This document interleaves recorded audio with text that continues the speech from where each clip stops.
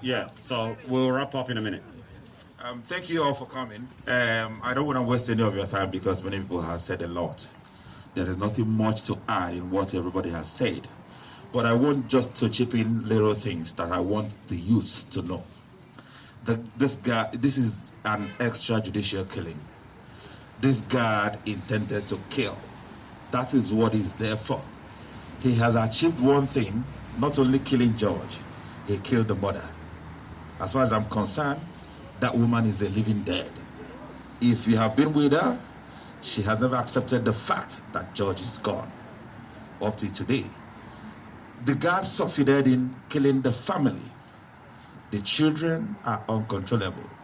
The worst thing you can witness in life is to watch your sibling, somebody that is very close to you, to be killed, not by a natural death, but somebody that is meant to protect you. It is not easy. That feelings will never leave them. And this George we are talking about today, nobody wants to know his history. Most of us that grew up in Africa, we don't know what mental illness is. It is what I had when I come over here. So we should ask questions, what is causing mental illness to our children? Do you know that George is a friend to Fayose? You know the one that was stabbed in Blanchardstown? Toyose. George is a friend to Toyose. And since that day, I heard he witnessed the death and stabbing of his friend.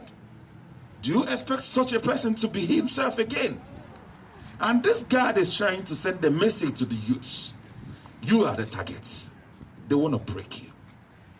But you can never be broken. Don't be broken. We are fighting a war against darkness. They will use race to operate. They will use religion to operate. But you, I want you to develop a thick skin. Go to school and prove your worth. You are all smart. Nobody can bring you down. Nobody on earth. Go to school and prove your worth. Go to your work premises and prove your worth. If somebody tries to bring you down, do not allow that. If somebody wants to step on your rights, do not allow that. Put your heads up because God made you so special. We are very special beings, whether anybody likes it or not. Then another thing I want to add in is that we have to take this word to the media. Do you know that evil people are very outspoken?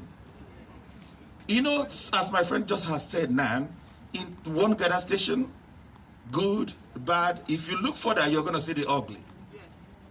So that doesn't mean that every Irish people are, that you see is a racist. No. My family, I have a family, I call them family friend O'Donnell from here. I don't think I have a lot of black family friends, but O'Donnell family is more than a family to me. So I have a lot of them in churches and everywhere. There are loads of good Irish people. You can see some of them working with us. So do not feel that any friend you have is now a racist because you're going to have one or two. Even in your class, in your school and everywhere. Maintain your friend, but stand your ground. So get to the media because the scumbags are very outspoken. The bad ones are very outspoken. Go to the media. If you listen to one of these their shows, Adrian Kennedy or Joy Boylan and all that, you're going to be hearing the scumbags. You're going to be hearing the racists making a lot of devilish utterances. So you get them to where they are. Go to the media, speak out. Don't allow anybody to talk you down. Make your point. They say what they don't know. They are all biased. A lot of them are biased in the media. But you're not going to see an educated Irish man, somebody that is well educated, to come to the media and be uttering nonsense. Let me conclude with this. I am a thinker. That's what I call myself. I've lived in the country for 20 years now. And if you say you're not seeing racism in the country, that means you're blind. You're not telling yourself the truth. So my question has always been, why is this that is this a chip upon a black man? How will we ever stop this? I think if you're not thinking of Africa, you're not thinking. If we don't bring Africa up, racism will never stop.